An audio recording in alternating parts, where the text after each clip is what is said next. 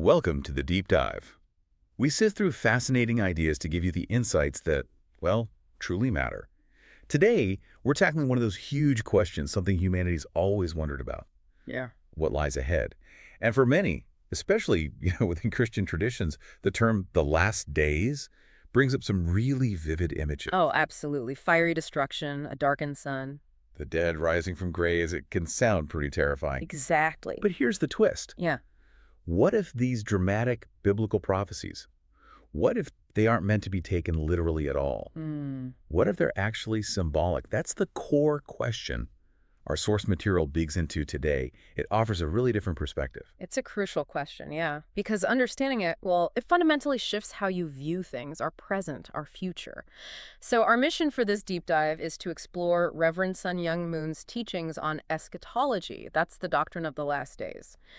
But first, we really need to get grounded in some fundamentals, like God's original purpose for creation, and the meaning of the human fall, and also the goal of what the source calls the providence of restoration. Providence of restoration. Okay. Essentially, God's ongoing work to heal and restore everything back to its original ideal state.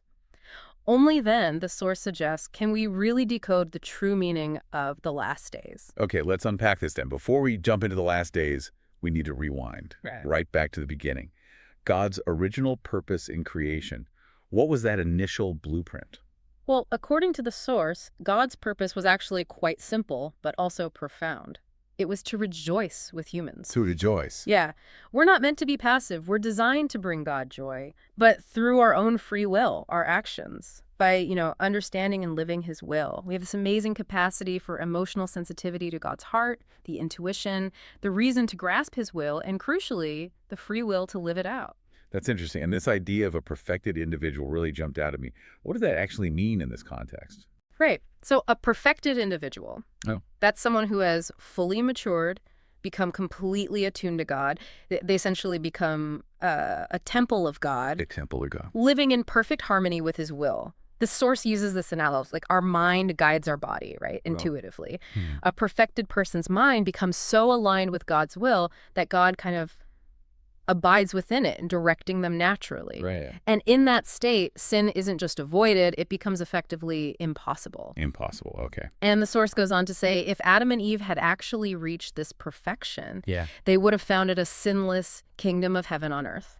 And not some primitive garden either. No. No, it's described as a society with advanced science, a pleasant environment, perfect cooperation, eventually extending even to the spirit world. So the main goal was always Earth, building this kingdom here. That's the core message, yeah, right here on earth, not just some far-off heaven. Okay, so if that was the grand design, the blueprint, clearly something went wrong. That ideal wasn't realized. What happened? Unfortunately, no, it wasn't. And that's where the source talks about the human fall.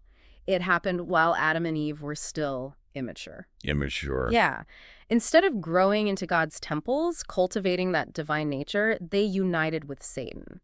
Oh. And that act led them to acquire an evil nature. Yeah. So instead of the kingdom of heaven, they basically created a hell on earth. Hell on earth. Yeah. And this fall, it severed our vertical relationship with God. It also made true horizontal cooperation, like really feeling others' pain as your own impossible. So it broke both connections. Exactly. It essentially established Satan's sovereignty over the world, changed the whole course of history. Wow, okay. That sounds, well, pretty bleak after the fall. Yeah. But the source mentions God's work of salvation, or this providence of restoration. What's that about if the original plan kind of got derailed? Right, it does sound bleak. But this is where God's unchanging nature comes in. His responsibility as creator. God can't just abandon a world full of sin and sorrow. That would imply he failed, that he's impotent. So, his work of salvation is about complete restoration, bringing the world back to its original sinless state. Fulfilling that initial purpose, the source really emphasizes this. God gave humans an eternal nature. So he couldn't just, annihilate them because they fell. That would go against his own principles. So he had to find a way to save them. His only choice, the source argues, was to save fallen people and restore them back to that pure original state. What's really striking here is the idea that this restoration isn't just like a specific divine act, but it's human history itself. How does that change how we see history? Precisely. That's a huge shift in perspective. Human history, seen this way, is God's ongoing effort to restore that original good world. And the source looks at this in a few ways. It's quite insightful. For instance, the development of cultural spheres. Yuck. Think about it. Despite all the conflict, there's this innate original mind in everyone that seeks goodness, right? This impulse, it says, gave rise to religions that have lasted for ages, even when nations crumbled.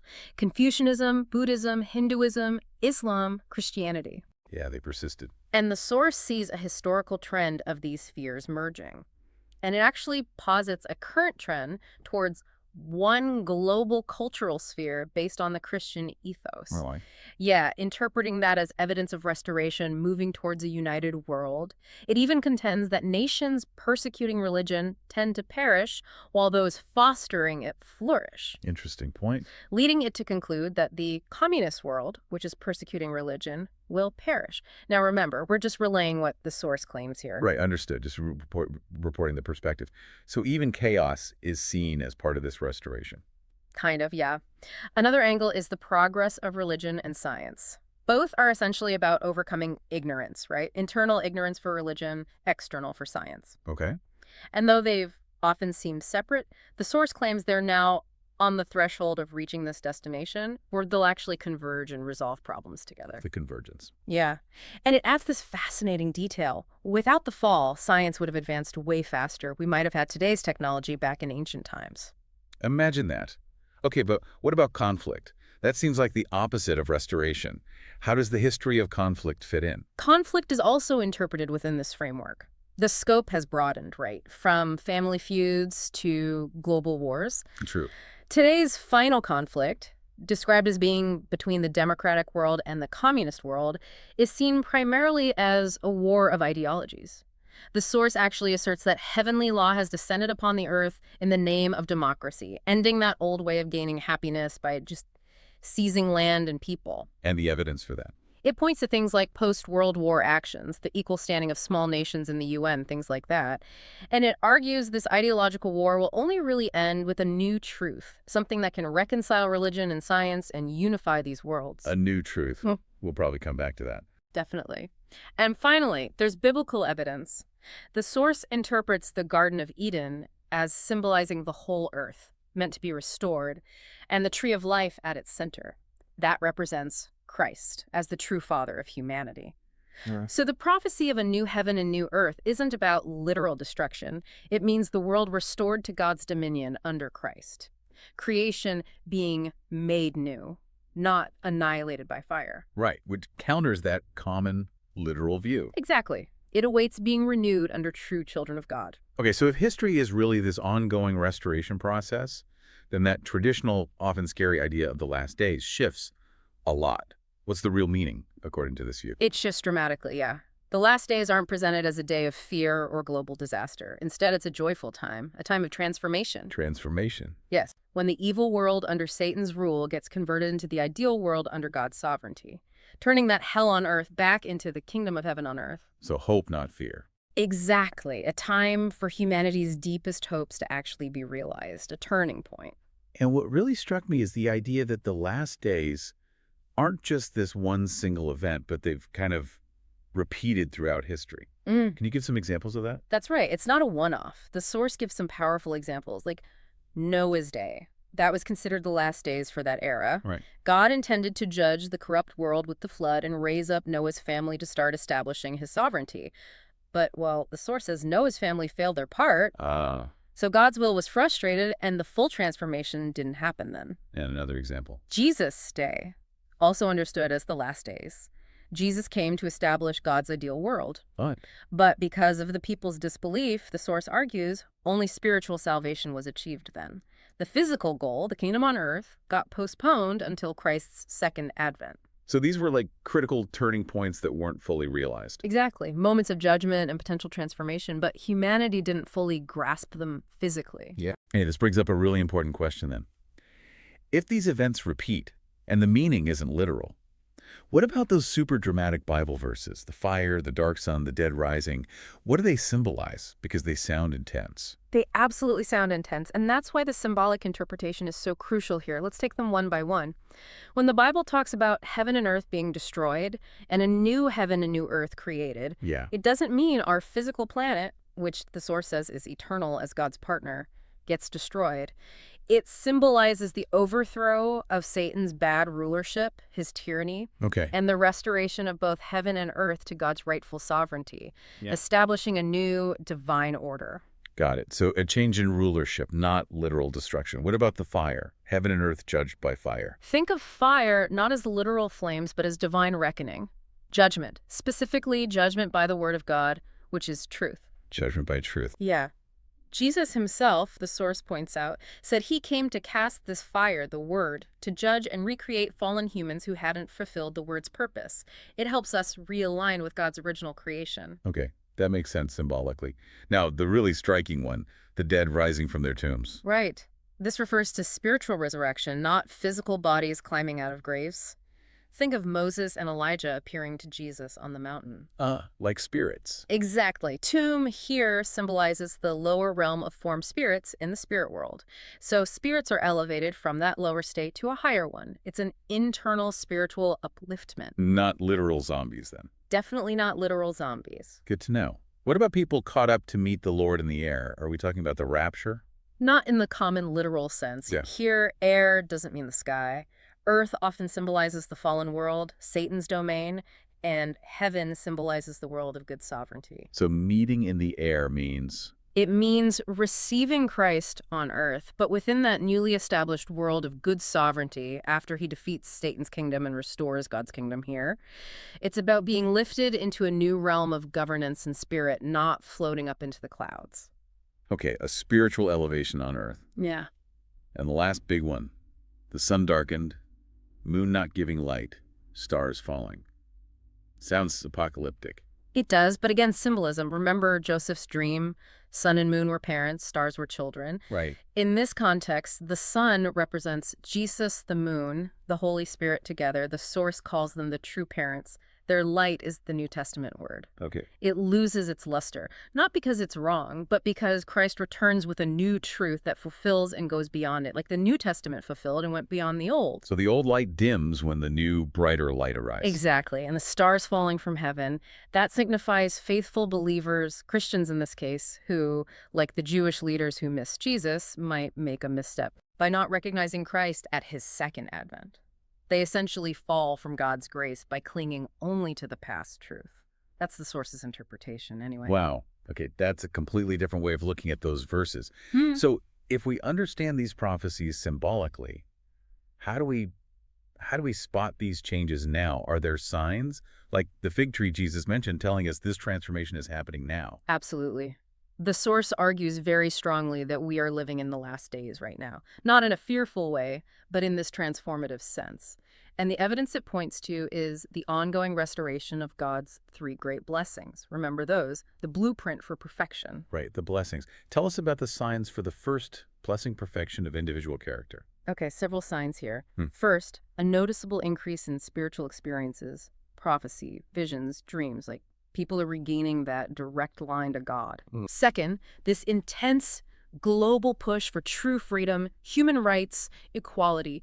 Think about movements for emancipation, racial justice, gender equality. This signals, the source says, the recovery of our original mind's freedom. So social progress reflects spiritual restoration. In this view, yes. Also, democratic ideals flourishing, elevating the value of each individual towards their original cosmic worth. And finally, this widespread talk of universal love, the search for real, original love, reconnecting vertically with God and horizontally with each other. That's a powerful mix of inner spiritual shifts and outer social changes.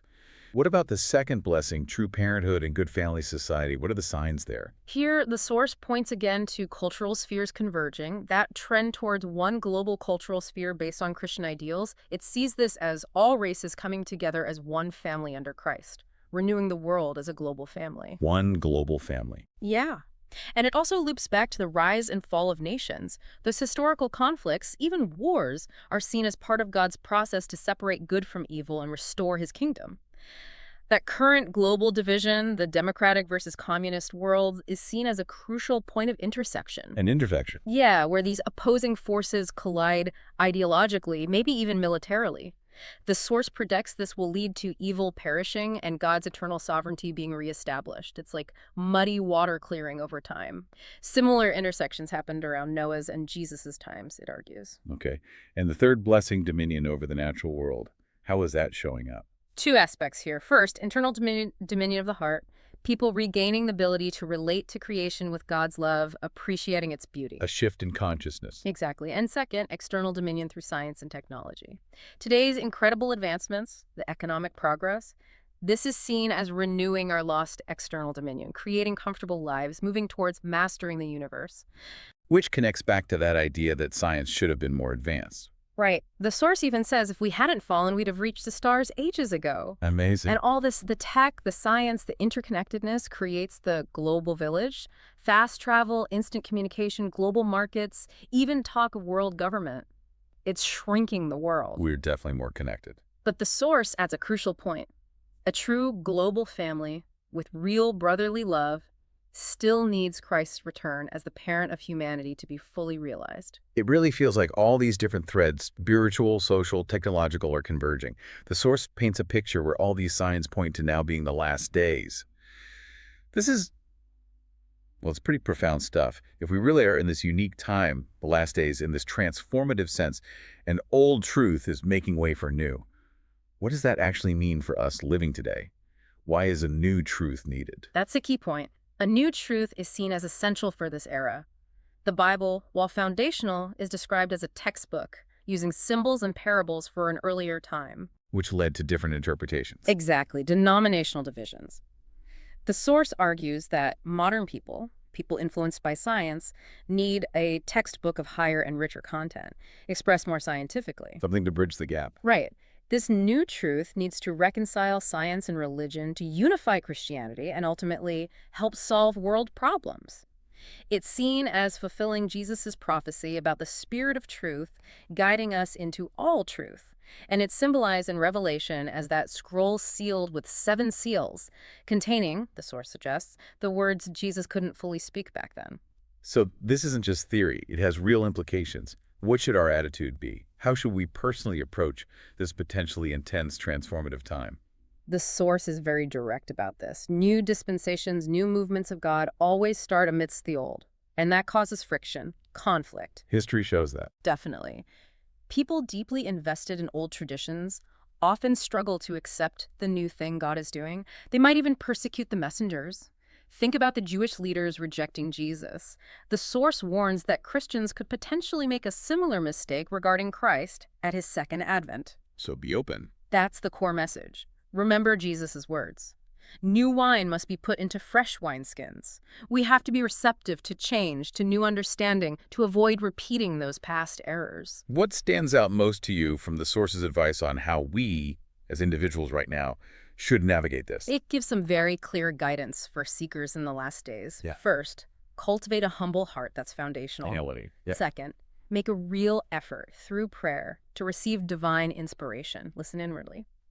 Third, and this is crucial, do not be rigidly attached to conventional ideas or outdated doctrines. Be willing to question and learn. Stay flexible. Exactly. Be receptive to the Spirit to find the new truth. And then when you encounter something that seems like it could be that truth, test it. Ask yourself, does it lead you into oneness with heaven's guidance? Does it spark genuine heavenly bliss deep within your soul?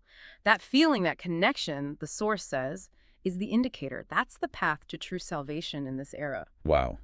What an incredible deep dive. It really flips the script on the last days, turning it from something potentially terrifying into this hopeful, even joyful transformation toward a kingdom of heaven on earth. It really does. I think the key takeaway is that human history isn't random chaos. It's seen here as a purposeful journey of restoration.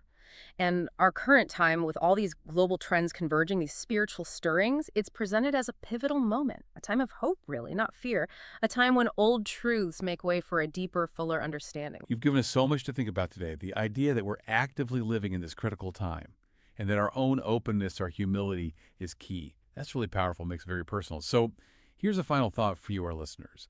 If the ultimate goal is realizing this kingdom of heaven on earth where God and humanity live together in joy and harmony, what's one specific tangible step you can take today? How can you cultivate that humble heart, that openness to truth, and contribute, even in a small way, to building that one great family in our global village.